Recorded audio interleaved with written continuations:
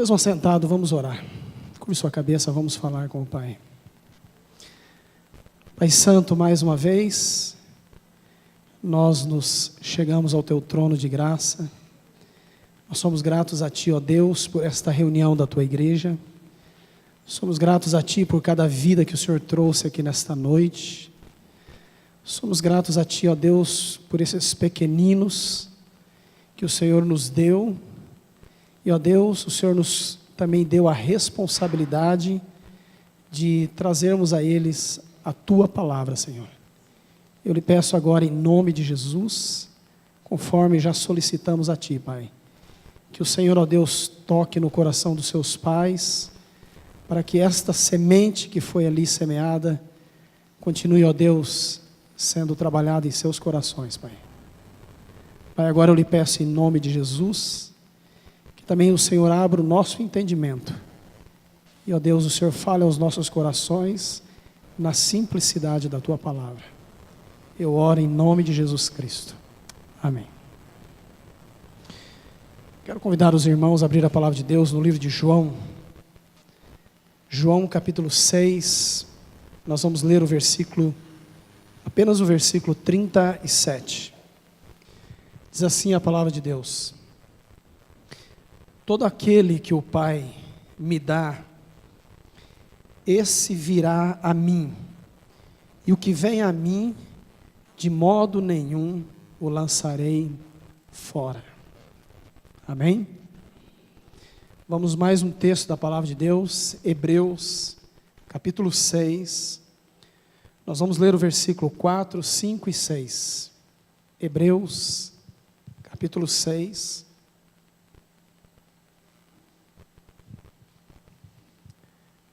Versículo 4, 5 e 6.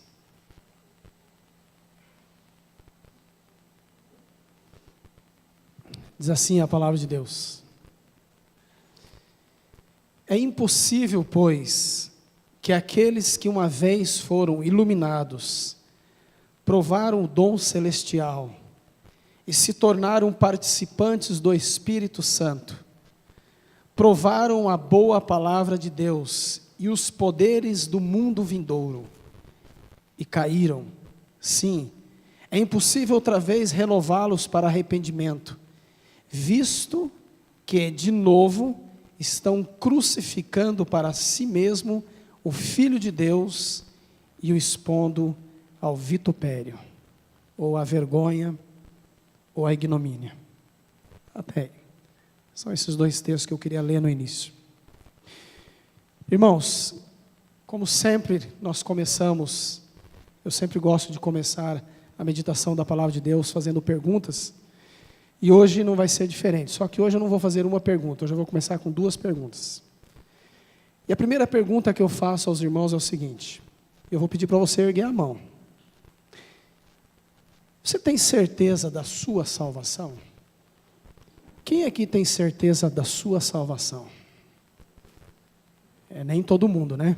Muito bem. Mas a maioria tem certeza da sua salvação. Mas eu vou fazer uma segunda pergunta. E a segunda pergunta que eu faço é a seguinte: o cristão pode perder a salvação? Sim ou não? Você disse que você tem certeza da salvação. E eu fiz a segunda pergunta: o cristão pode perder a salvação? Não precisa responder, não. Irmãos, esse é um assunto que tem sido um tanto polêmico no meio cristão. Alguns teólogos dizem que sim, outros dizem que não. E aí há aquele conflito de estudos, uns dizem que sim, outros dizem que não. Mas eu quero dizer para os irmãos que eu não vim aqui essa noite para trazer nenhuma polêmica, e muito menos nenhuma dúvida com relação a esse assunto. Mas eu quero aqui, junto com os irmãos, olharmos a palavra de Deus, e eu quero aqui pontuar com os irmãos dois assuntos. Primeiro, o que a palavra de Deus nos ensina a respeito da salvação? E o segundo ponto é o seguinte: qual é o alerta da palavra de Deus a a respeito da salvação. Então veja bem, o que a palavra de Deus nos ensina a respeito da salvação? E qual é o alerta da palavra de Deus? Aquilo que se concerne à salvação. Então nós vamos caminhar desse jeito, irmãos. Vou correr bastante aqui. Mas primeiramente você vai abrir a palavra de Deus no livro de 1 Timóteo, capítulo 2, o versículo 4. E veja o que a palavra de Deus diz. 1 Timóteo 2, 4.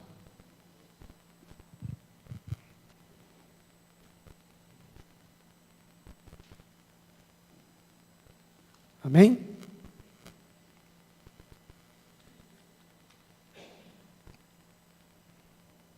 Diz assim a palavra de Deus: porque há um só Deus, vou ler o 4, o qual deseja que todos os homens sejam salvos e cheguem ao pleno conhecimento da verdade. É assim que está na sua tradução?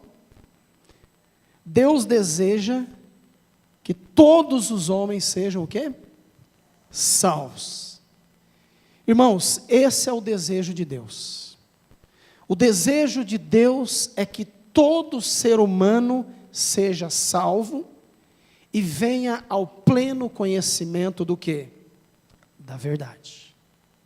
Você não vai encontrar na Escritura, pode procurar, você não vai encontrar na Escritura em nenhum momento Deus desejando lançar o homem no inferno. Você não vai encontrar. Deus desejou lançar o homem no lago de fogo. Você não vai encontrar na Escritura. Aliás, pelo contrário, você vai encontrar na Escritura em Lucas, no capítulo, não precisa abrir não, Lucas no capítulo 15, no versículo 7, a palavra de Deus diz que há festa, há alegria nos céus, quando o quê? Quando um pecador se arrepende. Há alegria nos céus, quando um pecador se arrepende. Então entenda bem isso, irmãos. Entenda bem isso. É o desejo de Deus que todo ser humano seja salvo. É o desejo de Deus que você, que não tem certeza da sua salvação, também seja salvo. Esse é o desejo de Deus. Quando nós olhamos para a palavra de Deus, em especial no Velho Testamento, os irmãos vão ver, você que já leu o Velho Testamento, nós vamos ver aqui que Deus, sempre Ele se revela como um Deus salvador. Sempre é um Deus salvador. Eu vou citar aqui 3 textos, também os irmãos não precisam procurar, só para ganhar tempo, mas eu vou citar aqui 3 textos que nos mostram o Velho Testamento, onde é apresentado Deus como um Deus salvador. No Salmo 25, 5, o rei Davi, ele diz o seguinte, que ele apresenta o Senhor como o Deus da minha salvação.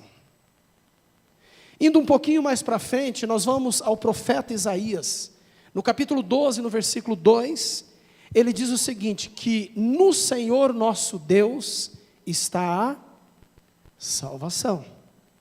Indo um pouquinho mais para frente, em Jeremias, capítulo 3, o versículo 23, o profeta Jeremias também, ele apresenta o Senhor como o nosso Deus, o nosso Senhor Deus está a salvação.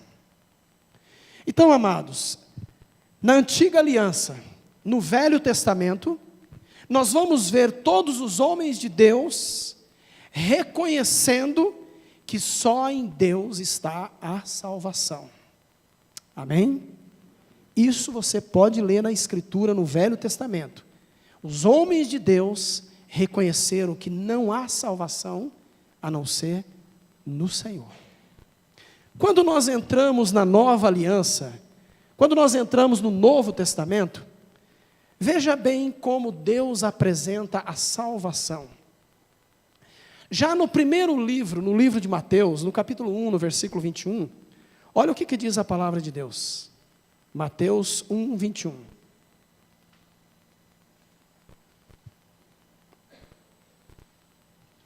Diz assim a palavra de Deus: Mateus 1, 21. Acharam aí? Amém? Diz assim: e dará à luz um filho, e lhe porás o nome de Jesus, porque ele o quê? Salvará o seu povo dos seus pecados. Observe bem, irmãos, que já na nova aliança, no Novo Testamento, Deus já vem, já no início, apresentar Jesus Cristo como o Salvador. Aliás, deixa eu fazer uma pergunta para você. Você sabe o que significa o nome Jesus? Sabe o que significa o nome Jesus? O nome Jesus no original significa Jeová é Salvador. Sabe o que significa o nome Jeová? Jeová é Deus. Então o nome Jesus é Jeová é Salvador. O Senhor revelou a José, dizendo: você vai colocar o nome desse menino, o nome será Jesus, que significa Jeová é Salvador. Então nós encontramos no Novo Testamento o Senhor revelando que em Jesus está a salvação. O apóstolo Pedro, também, ele fala no capítulo 4 de Atos, no versículo 12, ele apresenta Jesus Cristo como o único em que há salvação. Em Atos 4:12, eu vou ler para os irmãos aqui, diz assim: e não há salvação em nenhum outro, porque abaixo do céu não existe nenhum outro nome dado entre os homens pelo qual sejamos salvos. Pedro declara com muita firmeza isso, por revelação do Espírito Santo: não há salvação em nenhum outro, só em Jesus Cristo. O apóstolo Paulo também, escrevendo a Timóteo, no capítulo 1, no versículo 5, ele diz que Jesus Cristo é aquele que veio ao mundo para salvar os pecadores. E ele termina dizendo assim: dentre os quais eu sou o principal. Então os irmãos puderam observar que tanto no Velho Testamento como no Novo Testamento, a salvação só é possível através das mãos do Senhor. Não tem outro caminho. Não é por esforço humano, não é por muito jejum, não é por você fazer promessas. A salvação é uma dádiva de Deus. A palavra de Deus diz assim: pela graça sois salvos. Como? Por meio da fé. Isto não vem de vós. É o quê? Dom de Deus. Não vem das obras, para que ninguém se glorie. Observe bem que a salvação é um dom. O que significa a palavra dom, irmãos? Dádiva, é um presente. Então, amados, guarde bem isto. Você não precisa fazer nenhum esforço para ser salvo. Você não precisa, eu preciso ler a Bíblia inteira. Eu preciso tudo isso. Não. É preciso se colocar diante do Senhor somente. Porque a palavra de Deus diz que a fé, ela vem pelo ouvir. E o ouvir pela palavra de Deus. E nós somos salvos pela fé. Pela graça sois salvos por meio da fé. O que vai despertar a fé no teu coração é o quê? É a palavra de Deus. Então, amados, entenda bem isso. Que fique muito claro isso. Que a salvação, desde o início, vem sendo revelada pelo Senhor, que só vem através das mãos do Senhor. Mas infelizmente, amados, muitos ainda continuam recusando esta tão grande salvação. Infelizmente, muitos estão dando muito mais valor a esta vida terrena, a esta vida passageira, do que valor a uma vida eterna. Infelizmente é assim. Deixa eu ver se tem alguém mais velho do que eu aqui. Ademir, Quantos anos você tem, Ademir? 64. Esse homem é conservado, hein? Graças a Deus. Porque eu tenho 53. Quem é que vai morrer primeiro, Ademir? Eu ou você? Ah, você? Pela lógica, nós não sabemos. Nós não sabemos quem vai partir primeiro, se é eu ou Ademir. A verdade é que todos nós um dia vamos partir. Agora, amados, quantos anos Deus tem preparado para o Ademir? Não sei. Do jeito que esse homem está, talvez 100 anos, né, Ademir? Eu não sei quantos anos Deus tem preparado para ele, não sei quantos anos Deus tem preparado para a minha vida. Mas, amados, a vida neste mundo é um pingo no oceano em relação à vida eterna. Imagina você pegar um pingo e jogar no oceano. Aquele pingo é a nossa vida aqui. A vida eterna, acho que eu estou até falando, a vida eterna não dá nem para comparar com o oceano, né? É que a gente tem que às vezes fazer umas comparações para a gente ficar mais claro. Mas seria mais ou menos isso. Ah, eu vivi 100 anos. Pois é, você viveu um pingo nesse oceano da vida eterna. Só que sabe o que acontece, amados? Nós damos muito mais valor a esta vida aqui do que a vida eterna. Sabe por quê? Porque nós nunca achamos que vamos um dia encontrar com o Senhor para prestarmos conta. Amados, muitos estão recusando esta tão grande salvação e dando tão valor a esta vida passageira, a este corpo que vai para o pó da terra tão rapidinho. Aliás, falando em corpo, eu estava lendo um artigo, eu vou ler para os irmãos aqui, eu achei interessante. Um cientista inglês, ele calculou o valor químico do nosso corpo. Quanto você acha que você vale? Quanto você acha que vale a matéria-prima do seu corpo? Você acha que vale muita coisa? Você vai falar, bom, se alguém pegar e contrabandear meu rim, vai valer alguma coisa. Não estou dizendo desse lado, por favor. Mas quanto você acha que vale o seu corpo? Olha que coisa interessante. E nós damos tanto valor para isso. O cientista inglês, ele fez um estudo sobre o valor químico e ele chegou à conclusão seguinte, que o ser humano não vale nada. Quer ver? A gordura do nosso corpo de um adulto, só dá para fabricar 7 sabonetes. O açúcar no nosso organismo só dá para adoçar 1 xícara de café, mesmo que você seja diabético. O ferro só daria para fabricar 1 prego do tamanho médio. O fósforo só daria para fazer 1.200 palitos. Os cabelos só daria para fazer 5 pincéis. O meu daria 2. Entendeu? Os ossos, depois de triturado, lembrei do Og aqui, só daria para fazer 4 quilos de adubo orgânico. Lembrei de você, Og, por causa do adubo, tá? Mas os ossos, depois de triturado, só daria para fazer 4 quilos de adubo orgânico. Então, sabe qual que é a conclusão que ele chegou? Que a matéria-prima do nosso corpo, se fosse vendida, quanto você acha que valeria?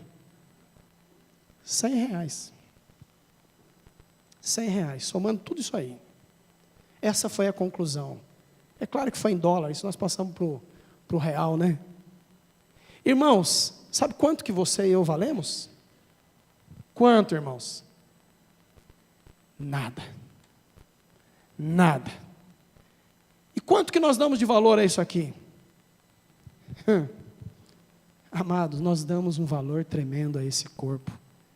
Que valor que nós damos? Agora eu vou fazer uma outra pergunta para você. Qual é o valor da tua alma para Deus? Quando eu falo alma, é o teu espírito. Qual é o valor da tua alma para Deus? Você sabe qual é o valor da tua alma para Deus? Eu vou responder aqui com 2 textos da palavra de Deus. Abre em 1 Coríntios, capítulo 6, versículo 20. 1 Coríntios 6, 20.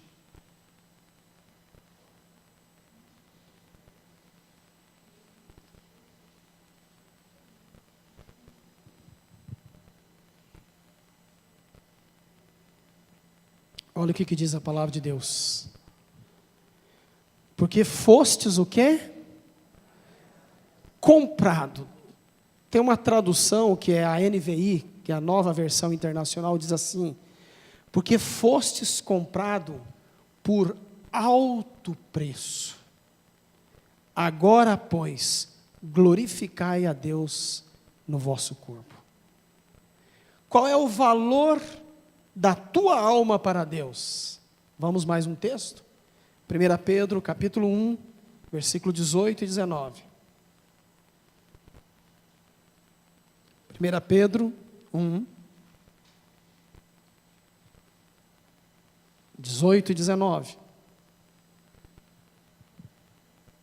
Diz assim a palavra de Deus.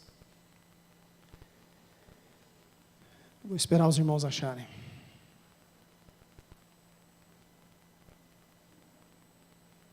Diz assim a palavra de Deus: sabendo que não foi mediante coisas corruptíveis. Estou lendo 1 Pedro 1, 18. Sabendo que não foi mediante coisas corruptíveis, como prata ou ouro, que fostes resgatados do vosso fútil procedimento que vossos pais vos legaram, mas pelo precioso sangue, como de um cordeiro sem defeito, sem mácula, o sangue de Cristo. Amém? Qual é o valor da tua alma, meu irmão, para Deus? Sabe qual é o valor? A vida de Cristo Jesus, o sangue derramado em teu favor, em meu favor. Ah, mas eu não acredito em vida após a morte. Ah, eu não acredito que existe vida, acho que chegou aqui e morreu. Olha, aí é problema teu. Se você acredita ou não, eu vou dizer uma coisa para você: você vai querer arriscar? Você vai querer arriscar passar dessa vida que já está chegando? Porque no momento que nós nascemos, nós já começamos o quê? A morrer. Nós crescemos, mas já começamos a morrer. Você vai querer arriscar alguns anos de vida aqui por uma eternidade? Por arrogância? Por achar que não existe? Irmãos, a palavra de Deus está aí com muita clareza para nos mostrar que ela é real, que a palavra de Deus é verdadeira. Você quer duvidar da palavra de Deus? Agora sabe o que aconteceu? Aconteceu que Deus amou o mundo de tal maneira que deu o seu Filho unigênito, para que todo aquele que nele crê não pereça, mas tenha a vida eterna. Deus, irmãos, colocou um valor, como diz assim, não tem preço. Nós fomos comprados por um alto preço, um preço muito grande, para que eu e você tivéssemos a vida eterna. Agora eu pergunto para você, meu irmão, qual é o valor que nós estamos dando para esta vida eterna? Qual é o valor que você está dando?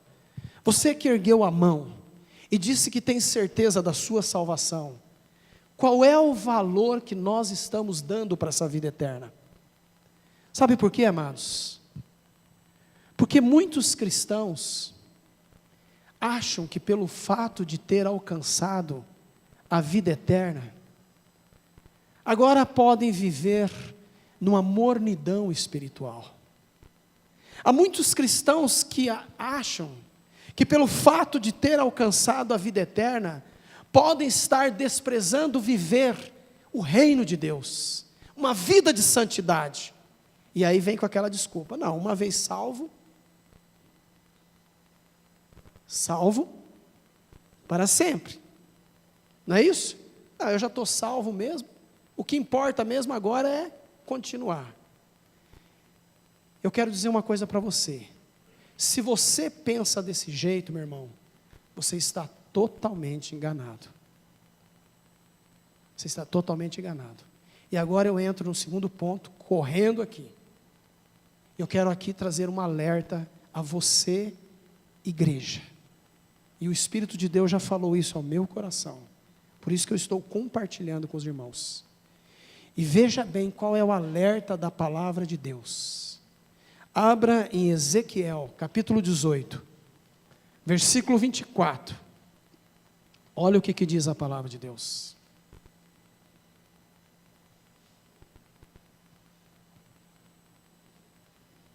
Diz assim a palavra de Deus. Ezequiel 18, 24.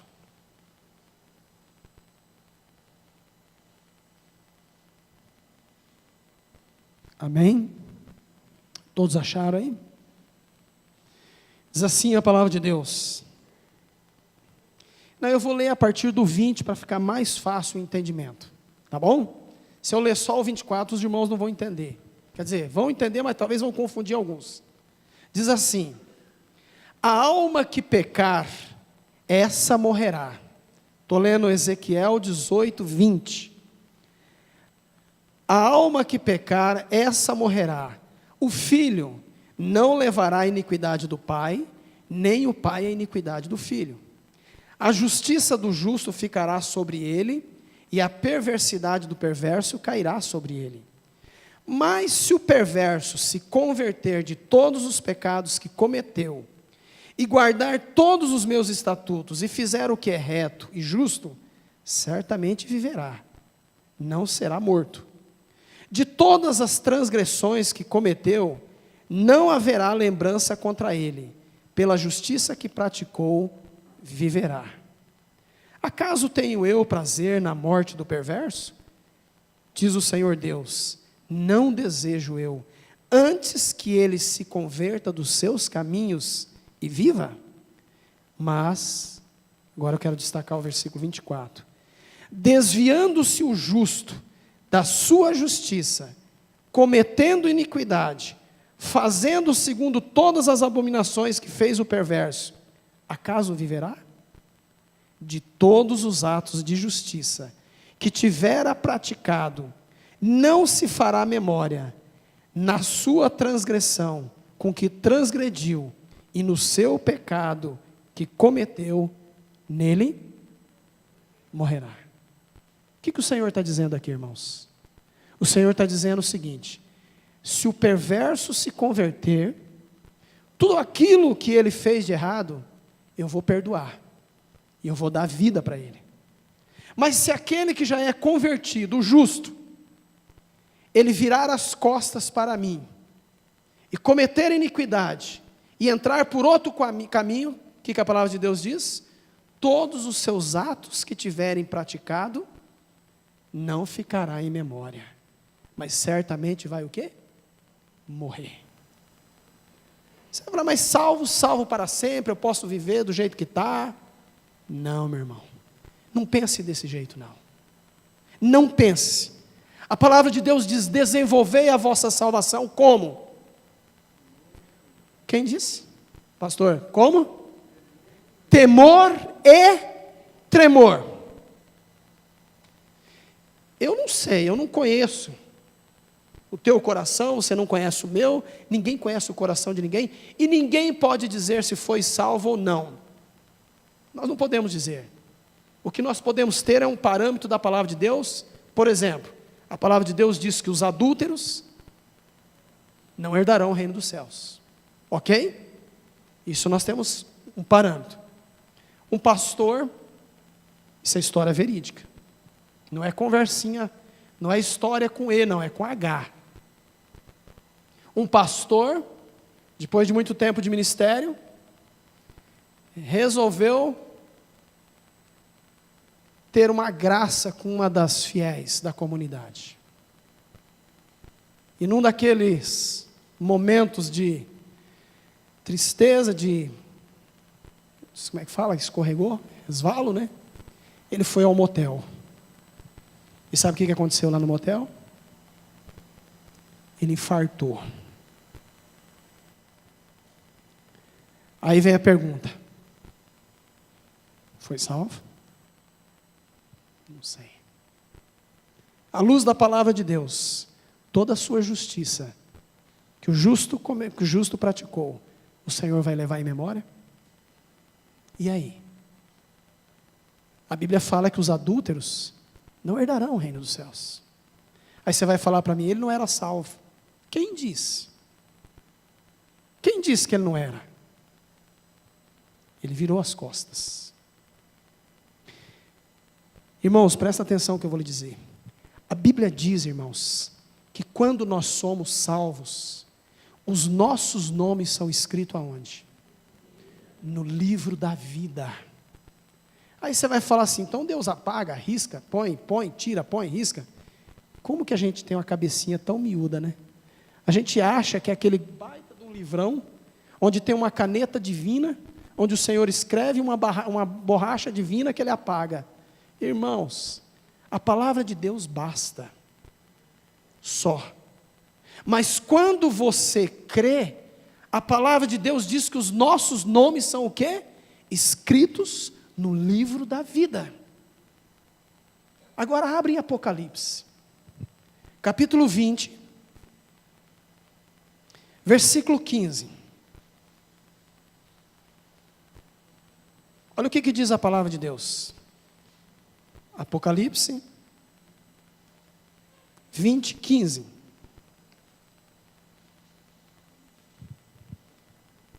Amém? Acharam aí? Estão quietinhos, irmãos? Estou até assustado. Olha o que diz a palavra de Deus. E se alguém não foi achado inscrito no livro da vida, o que vai acontecer com esse alguém? Pode falar, irmãos. Vai ser lançado aonde? Para dentro do lago de fogo. Quem é que vai ser lançado no lago de fogo? Também. Sabe quem? O diabo. O anticristo. Esse vai ser lançado no lago de fogo. E quem mais? Todos aqueles que não têm o nome escrito no livro da vida. Eu pergunto, o teu nome está escrito no livro da vida? O teu nome já foi escrito no livro da vida? Não sei. Cada um sabe diante de Deus. Agora, uma coisa é certa: só herdará o reino dos céus aquele que tem o seu nome escrito no livro da vida. Agora, deixa eu fazer uma pergunta para você. Deus pode riscar o nome do livro da vida? Sim ou não? Não sei. Deus pode riscar o nome do livro da vida? Vamos ler um texto da palavra de Deus? Apocalipse capítulo 3, versículo 5. Olha o que diz a palavra de Deus. Apocalipse 3, 5. Igreja de Sardes. O Senhor Jesus falando à igreja. Diz assim: o vencedor será assim vestido de vestiduras brancas, e de modo nenhum que apagarei o nome do livro da vida. Pelo contrário, eu confessarei o seu nome diante de meu Pai e diante dos seus anjos. O Senhor está dizendo à igreja de Sardes o seguinte: o vencedor eu não vou riscar do livro da vida. Mas sabe o que o Senhor falou antes um pouquinho? É que nós lemos só o versículo 5. Mas olha o versículo 2 e 3. Ele diz assim: sê vigilante, consolida o resto que estava para morrer, porque não tenho achado íntegras as tuas obras na presença do meu Deus. Lembra-te, pois, do que tens recebido e ouvido, guarda, e tem que fazer o quê? Arrepende. Sabe o que o Senhor está dizendo para a igreja de Sardes? Se você não se arrepender, eu vou riscar o teu nome do livro da vida. Você vai falar, irmão César, está meio confuso, aí não é bem assim, não. Não? Então vamos clarear um pouco mais? Vai lá em Êxodo. Êxodo, capítulo 32, versículo 32 e 33. Êxodo 32, 32 e 33.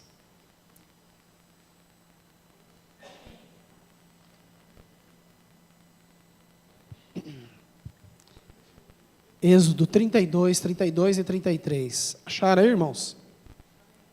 Amém? Diz assim a palavra de Deus: agora, pois, isso Moisés falando, perdoa-lhes o pecado, ou se não, risca-me, peço, do livro que escrevestes. Então disse o Senhor a Moisés: riscarei do meu livro todo aquele que pecar contra mim. Entenda uma coisa, amados, o pecar aqui é aquele que vira as costas e rejeita a graça de Deus. Entenda isso. O que o Senhor trouxe para a igreja aqui do Apocalipse, a igreja de Sardes, é o seguinte: igreja, se você não se arrepender, eu riscarei o teu nome do livro da vida.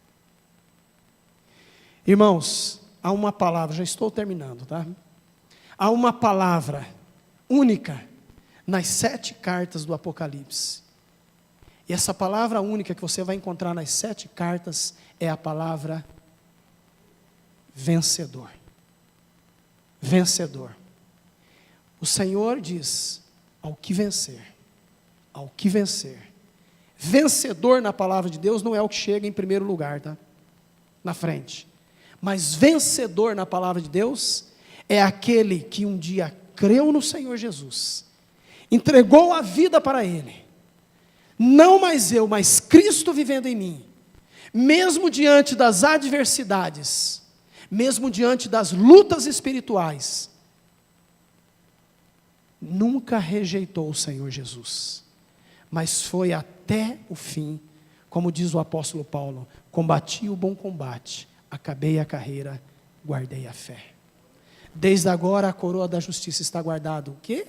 Para mim, e não somente para mim, mas para todos que amarem a sua vinda.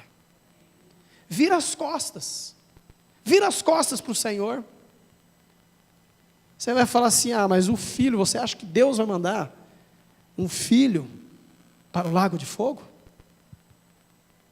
Eu vou fazer uma pergunta para você. Você conhece a história do filho pródigo? Estava na casa do pai e resolveu virar as costas para a casa do pai e foi embora. Pergunto: e se ele não tivesse se arrependido e voltado para a casa do pai? E aí? Ele teria o benefício da casa do pai? Não. Certamente ele morreria, sabe aonde? Lá onde ele estava comendo as bolotas que se lançavam aos porcos. Mas ele se arrependeu. E ele foi. Irmãos, aquele texto que nós lemos no início, de João, que diz que quem vem a mim, de modo nenhum o lançarei fora. O Senhor não vai te lançar fora, mas se você recusar, aí, meu irmão, não viva uma vida na mornidão, viva uma vida na presença do Senhor. Porque a palavra de Deus fala: porque és morno, e não és frio nem quente, vomitar-te-ei da minha boca. Ah, mas está tão bom as coisas deste mundo. Viva para o Senhor, entregue a tua vida por completo ao Senhor, viva uma vida de santidade, viva uma vida na presença do Senhor. Estamos neste mundo, irmãos, mas não somos deste mundo.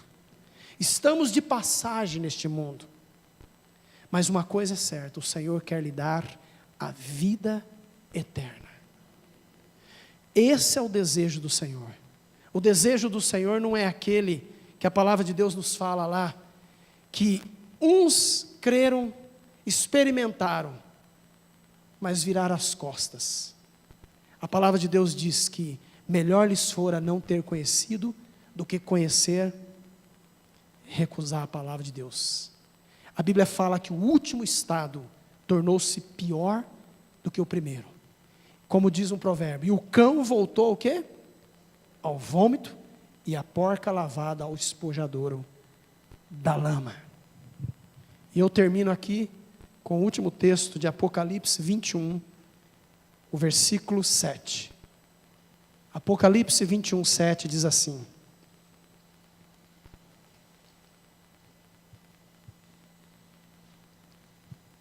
diz assim a palavra de Deus: o vencedor herdará estas coisas, e eu lhe serei Deus, e ele me será filho. Amém, irmãos? O vencedor, esse herdará todas as coisas. Eu serei Deus, e ele me será filho. Você que está aqui nessa noite, você que não tem certeza da sua salvação, não deixe para amanhã. A Bíblia diz: hoje, se ouvirdes a voz do Espírito Santo, o que diz a palavra de Deus? Não endureça o vosso coração. Hoje mesmo, faça um propósito de ir diante de Deus e falar: Senhor, tem misericórdia. Sabe por quê? Porque amanhã pode ser muito tarde. Não troque esses dias aqui neste mundo por uma eternidade, que Deus está lhe presenteando. Deus quer lhe dar a vida eterna. Não deixe para amanhã. Você que não tem aí, você que não ergueu a mão, dizendo: olha, eu não tenho certeza da minha salvação. Olha, se você for para o Senhor, Ele não vai te lançar fora. Você pode ter certeza. Ele quer te dar a vida eterna. Não recuse, não. Não recuse. Amém?